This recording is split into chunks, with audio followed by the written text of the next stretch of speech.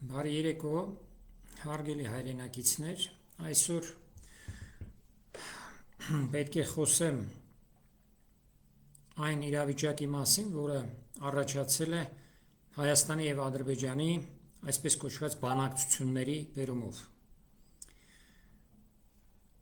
Փաշինյանը հայտարարեց, որ իբր խաղաղության պայմանագիրը պատրաստ է ստորագրման, բայց այսօր էլ, երեկ էլ պարզվում է, որ հիմա էլ պետք է սպասենք, թե երբ է Ալիևը համաձայնվելու ստորագրել այդ պայմանագիրը։ Ըստ Փաշինյանի, այժմ պետք է խորհրդակցություններ սկսել Հայաստանի և Ադրբեջանի միջև խաղաղության համաձայնագրի համաձայնեցված նախագծի ստորագրման շուրջ։ Այսինքն նորից պետք է բանակցել Ադրբեջանի հետ, որպեսզի նա համաձայնվի ստորագրել այդ խաղաղության համաձայնագիրը։ Մի անգամ համաձայնագիր են կոչում, մյուս անգամ պայմանագիր։ Գիտեք, այստեղ ինչն է հետաքրքիր։ Տեսեք, բանակցություններ կան Ուկրաինայի պատերազմի շուրջ, որը սկսել է ԱՄՆ-ի նախագահ Թրամփը։ Միջնորդավորված կերպով այդ բանակցություններն ընթանում են ԱՄՆ-Ուկրաինա, ԱՄՆ-Ռուսաստան, եւ այդ բանակցություններում խոսքը անընդհատ, հատկապես թույլ կողմը Ուկրաինան բարձրաձայնում է երաշխիքների հարցը, անվտանգության երաշխիքների հարցը։ Անընդհատ խոսում է անվտանգության երաշխիքներից եւ խոսում է վստահությունից։ Ուկրաինայի նախագահ Զելենսկին։ Հիմա լսել ենք երբևէ, որ Փաշինյանը խոսի անվտանգության երաշխիքների մասին։ Նա ասում է, ոչ, մեզ համար անվտանգության երաշխիքը դա հենց այս նույն խաղաղության պայմանագիրն է, բայց դա անհեթեթություն է, դա աբսուրդ է։ Խաղաղության պայմանագիրը, եթե այնտեղ չկան անվտանգության երաշխիքներին վերաբերող հստակ կետեր, իսկ մենք գիտենք, որ չկան այդպիսի կետեր, թեև հրապարակված չէ այդ փաստաթուղթը, բայց այդպիսի կետեր չկան, ընդհակառակը այնինչ կարող է լինել, օրինակ երրորդ ուժերի ներկայությունը սահմանի երկայնքով, որ որոշ չափով երաշխիք է, դա էլ է հանված։ Այսինքն այդ զիջմանն էլ է գնացել Հայաստանը, որովհետև Ադրբեջանը կարիք չունի իր սահմանի երկայնքով երրորդ ուժեր բերել, քանի որ այսօր ռազմական բալանսը խախտված է, նրան դա պետք չէ։ Դա հնարավոր է, մեզ է պետք լինելու, բայց դա էլ է հանված, այսինքն երաշխիքների հարցը հանել է Փաշինյանը։ Վստահության մասին որևէ բան չի խոսում, կարծես մենք կարող ենք վստահել ամեն ինչում Իլհամ Ալիևին եւ նրա ավագ եղբայր Էրդողանին, որոնք ցույց են տվել, թե ինչ են մտադիր անել հայերի հետ եւ կատարել են իրենց խոստումը, վկայակոչելով Էնվեր Փաշային, կատարելով Արցախում էթնիկական զտում եւ ցեղասպանություն, շարունակելով այս ամբողջ ընթացքում խախտել բոլոր տիպի պայմանագրերը։ Բայց Փաշինյանը չի խոսում ոչ անվտանգության երաշխիքներից, ոչ վստահության կառուցման անհրաժեշտությունից։ Նայենք մեկ ուրիշ հակամարտությանը, որը մղում է Ադրբեջանի ավագ դաշնակից Իսրայելը պաղեստինցիների դեմ Գազայում, Հորդանանի արևմտյան ափում, մղում է Լիբանանի դեմ, Սիրիայի հարավում է արդեն մխրճվել անեքսիայի ենթարկել որոշ հատվածներ։ Վերցնենք միայն Գազայում տարվող պատերազմը։ Իսրայելը 1.5 ամիս առաջ Համասի հետ կնքեց համաձայնագիր զինադադարի մասին, որը բաղկացած էր լինելու երկու, այնուհետև երրորդ, չորրորդ եւ այլն փուլերից, բայց առայժմ այսպես հիմնականում համաձայնեցվել էին առաջին երկու փուլը։ Մանրամասն էին համաձայնեցվել։ Առաջին փուլի ավարտից հետո Իսրայելը ասեց, ոչ, ես փոխում եմ խաղի կանոնները։ Հիմա ինձ պետք չէ որ կատարվի երկրորդ փուլը այնպես, ինչպես մենք համաձայնվել էինք թղթի վրա, ընդ որում երաշխավորներով հանդերձ, այնտեղ երաշխավոր էին հանդես գալիս Միացյալ Նահանգները, Եգիպտոսը, Հորդանանը, Քաթարը, որտեղ բանակցությունները նաև ընթանում են եւ Քաթարում եւ երբեմն Եգիպտոսում, միանգամից խախտեց իր 1.5 ամիս առաջ կնքված համաձայնագրերը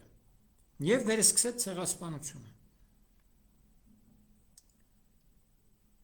Ուրեմն նույն կերպ վարվելու է Ադրբեջանը եւ արդեն վարվել է։ Ադրբեջանը եւ Իսրայելը միմյանցից փորձեն փոխանակում եւ միմյանցից սովորում են։ Այնպես ինչպես Ադրբեջանը Արցախում շրջափակում կազմակերպեց, զրկեց ժողովրդին էլեկտրականությունից, գազից, սննդամթերքից, նույն քաղաքականությունը վարում է Իսրայելը Գազայում։ Այնպես ինչպես Ադրբեջանը կարողացավ հաջողությամբ դուրս մղել հայերին Արցախից, հիմա չմանրամասնեմ պատճառները, բայց կարողացավ այդ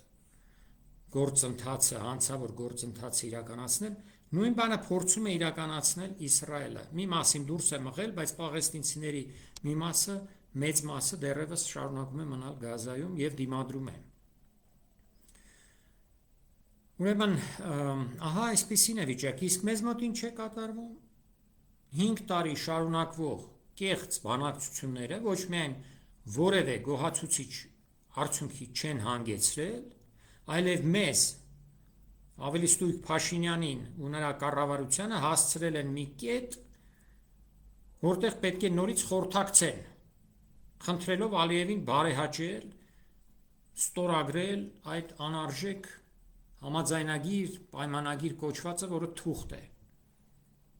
Ու եթե հանկարծ Ալիևը վերջապես ստորագրի, Փաշինյանը կփորձի դա ներկայացնել որպես մեծ նվաճում,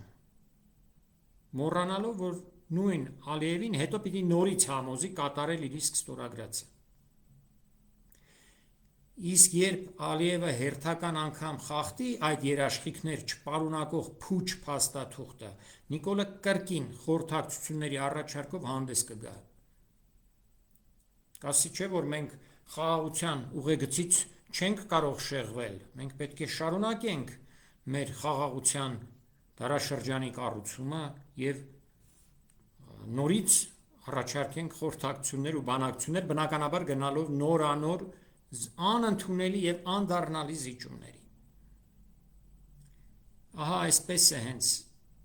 Հայաստանի այսօրվա վայր ղեկավարությունը մխրճվել անհեթեթությունների մեջ։ Իրականում սա լիակատար կապիտուլյացիայի ընթացիկ գործընթաց է,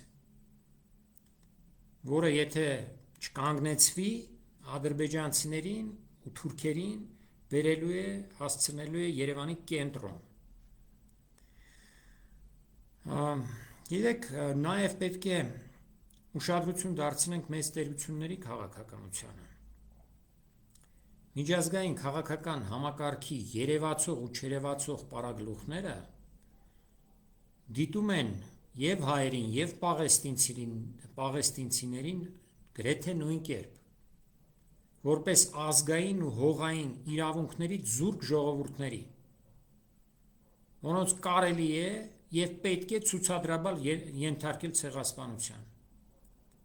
Դա հենց անում են Արցախում կատարեցին, այսինքն Հայաստանի մի մասում կատարեցին այդ ցեղասպանությունը։ Եվ հիմա Պաղեստինում են կատարում։ Հայաստանում դիմադրությունը քաղաքական ղեկավարության մակարդակում վաղուց ճնշվել է։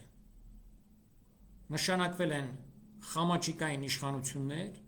որոնք հլու հնազանդ ենթարկվում են իրենց օտար տերերին։ Այն աստիճան են ենթարկվում, որ նույնիսկ ռազմավարական նշանակության տարածքները, հայկական բնիկ հողերը, ազգային արժանապատվությունը ու նաև հայ ժողովրդի բնական իրավունքները հերթով հանձնվում են թշնամուն։ Գազայում իրավիճակը բավականին տարբեր է։ Համասն ունի այսօր գաղափարական ղեկավարներ եւ անվտանգության բավականին գործուն համակարգ։ Հայաստանի Հանրապետությունը չունի ոչ նվիրյալ ղեկավարներ, ոչ անվտանգության արդյունավետ համակարգ։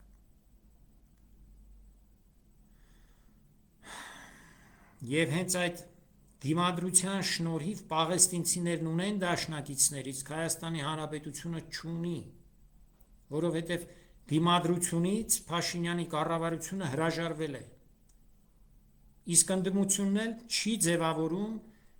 ազգային դիմադրական ճակատ։ Ճիշտ է, վերջին մեկ տարվա ընթացքում, մինչև այս զինադադարի կնքումը, պաղեստինցիները միայն Գազայում օրական միջին հաշվով 100-ից ավելի զոհեր են տվել։